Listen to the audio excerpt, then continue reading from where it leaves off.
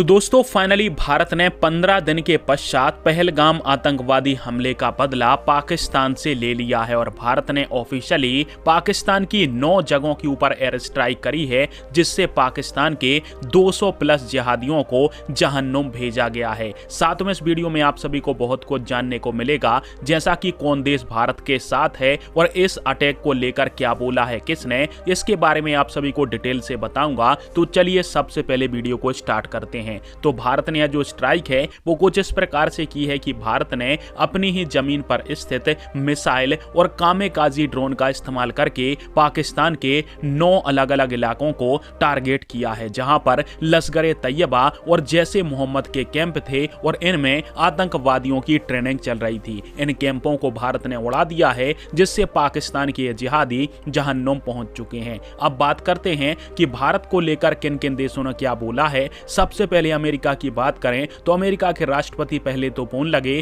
कि यह बहुत ज्यादा शर्मनाक है, परंतु मैं उम्मीद करता हूं कि यह जंग जल्दी खत्म हो जाएगी। और फिर बाद में अमेरिका के जो राष्ट्रीय सुरक्षा सलाहकार हैं, उन्होंने भारत के काउंटर पार्ट के साथ बातचीत में बोला कि भारत को पूरा अधिकार था इस प्रकार की जवाबी कार्यवाही करने का, क्योंकि पाकिस्तान ने अपने आतंकवादियों के माध्यम से भारत के निर्दोष लोगों को मारा था। अब इसके पश्चात यूएई की तरफ से भी रिएक्शन आया है भारत के द्वारा करी गई इस एयर स्ट्राइक के ऊपर, जिसमें यूएई ने बोला कि भारत और पाकिस्तान दोनों ही परमाणु संपन्न राष्ट्र है, जिसके कारण से किसी भी तनाव के बढ़ने की स्थिति में हम दोनों ही देशों से संयम रखने की बात करेंगे, ताकि तनाव को ज्यादा से ज्यादा मात्रा में कम किया जा सके और इस लड़ाई को ज्यादा लंबा ना खींचा जाए। इसके पश्चात सबसे बड़ा जो स्टेटमेंट आया है वो इजराइल की तरफ से है और इजराइल के राजदूत ने सबसे पहले यह बोलते बोला कि भारत के पास जवाबी कार्यवाही करने का हक है, क्योंकि पाकिस्तान के जिहादियों ने भारत के निर्दोष लोगों को मारा था, जिस कारण से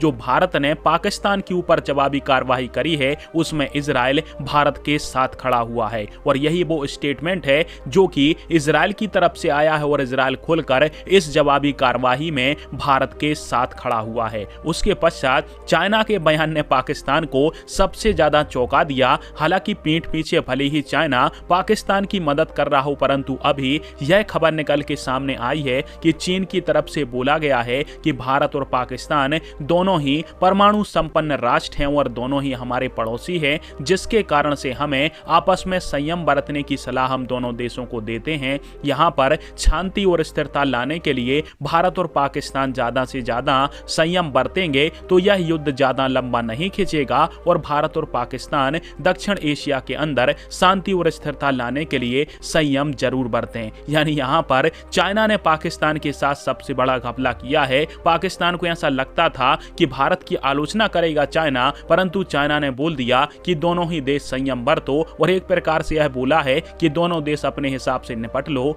दक्षिण एशिया के अंदर शांति बनी रहनी चाहिए। अब बात करते हैं यूनाइटेड नेशन के चीफ के बयान के बारे में। तो यहाँ पर जो यूएन के चीफ ने बयान दिया है वो मुझे पर्सनली तौर पर थोड़ा बुरा लगा है, क्योंकि यूएन के चीफ बोले कि भारत की तरफ से जो पाकिस्तान के आतंकवादी कैंपों के ऊपर हमला किया गया है वो बहुत ही ज्यादा चिंताजनक है और दोनों ही परमाणु संपन्न राष्ट्र आपस में संयम बरतें ताकि कोई अप्रिय घटना ना घट सके। यानी यहाँ पर आप सभी को पता है कि संयुक्त राष्ट्र के जो चीफ हैं वो खुद यह बोल रहे हैं कि भारत ने आतंकवादी कैंपों को निशाना बनाया है। जब संयुक्त राष्ट्र को पता है कि पाकिस्तान के अंदर आतंकवादी कैंप हैं और वहां पर आतंकवादी ट्रेनिंग ले रहे हैं, तो संयुक्त राष्ट्र चुपचाप बैठकर क्या कर रहा है? पाकिस्तान के ऊपर कोई खतरनाक एक्शन क्यों नहीं लिया जाता? इनको ब्लैक लिस्ट क्यों नहीं किया जाता? जब यूएन को पता है तो यह तो यूएन का दोगलापना हुआ कि तुम्हें मालूम भी है कि आतंकवादी वहां पर पल रहे हैं, भारत के अंदर हमला करते हैं और जब भारत इनके कैंपों को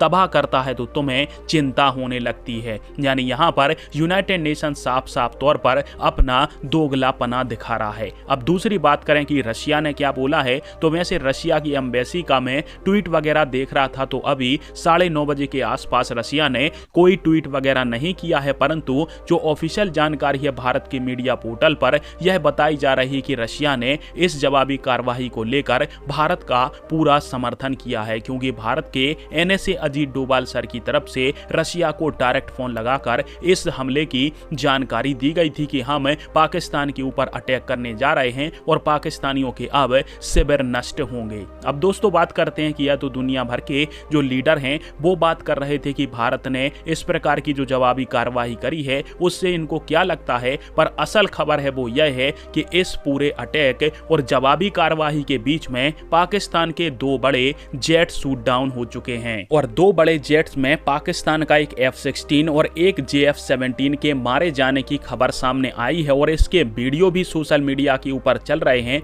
जिसमें ऐसा बताया जा रहा है कि ये दोनों ही जेट्स भारत के बॉर्डर एरिया के अंदर आकर गिरे हैं, क्योंकि भारत ने जब इनके ऊपर कार्रवाई करी तो पाकिस्तान भी बौखला गया होगा और वहां से अपने जेट्स लेकर भारतीय सीमा में घुसने का प्रयास किया होगा, जिसके कारण से भारत के S-400 जैसे एयर डिफेंस सिस्टमों ने इनको बीच में ही नष्ट कर दिया गया हो। हालांकि इसके पीछे वजह बताई जा रही है कि इन जेट्स को भारत के आकाश एयर डिफेंस सिस्टम ने मारा है, तो कुछ ने बताया है कि भारत की जो राफेल फाइटर जेट हैं उनकी मिसाइलों के माध्यम से इन जेट को शूट डाउन किया गया है। हालांकि पूरी जानकारी जो है वो भारतीय सेना देगी कि आखिरकार पाकिस्तान के जेट्स को मारा कैसे गया है। वैसे पाकिस्तानी मीडिया तो खुद प्रोपोगेंडा फैलाने में लगी हुई है कि हमने भारत के 5 फाइटर जेटों को शूट डाउन किया है, पर उनका विदेश मंत्रालय जो बोल रहा है कि भारत ने हमारी जो क्षेत्रीय सीमा है उसको नहीं लांघा है, अपने सीमा में रहते हुए हमारे ऊपर हमले किए हैं। तो इस प्रकार से पाकिस्तान के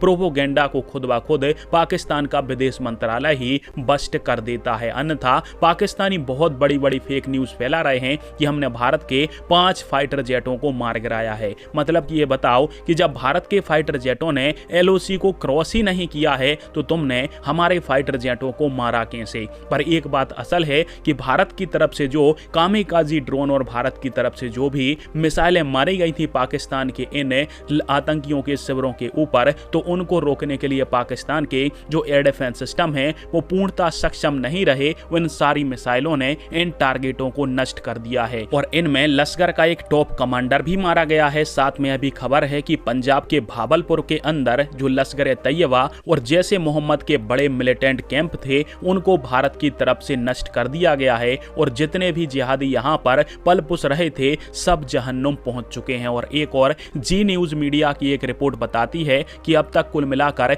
180 की संख्या में आतंकवादी और 80 जो फिदाइन हमला करने वाले आतंकवादी हैं उनको भारत ने इस जवाबी कार्रवाई के अंदर ढेर कर दिया है। और कई बड़े बड़े आतंकवादियों के सरगना हैं जो भी मर चुके होंगे, परंतु उनकी खबरें सोशल मीडिया या फिर मीडिया के ऊपर पाकिस्तान ज्यादातर आने नहीं दे रहा है। और वैसे तो पाकिस्तान की सेना मुंह छुपाए बैठी हुई है, क्योंकि इनके एयर डिफेंस सिस्टम भारत की मिसाइलों को नहीं रोक पाए और इनको ऐसा लग रहा था कि कल भारत मॉक ड्रिल करेगा, परंतु असल हमला भारत ने आधी रात को ही कर दिया। और जब सारा कुछ हो गया तो भारत ने बोला कि ऑपरेशन सिंदूर सक्सेसफुल हो चुका है और पाकिस्तान की धज्जियां उड़ चुकी हैं। और इसलिए पाकिस्तान अपना मुंह छुपाने के लिए दुनिया भर की बयानबाजी करेगा, परंतु पाकिस्तानियों की किसी भी न्यूज को सुनने से पहले आप सभी इसको एक बार क्रॉस चेक अवश्य कर लेना। जय हिंद।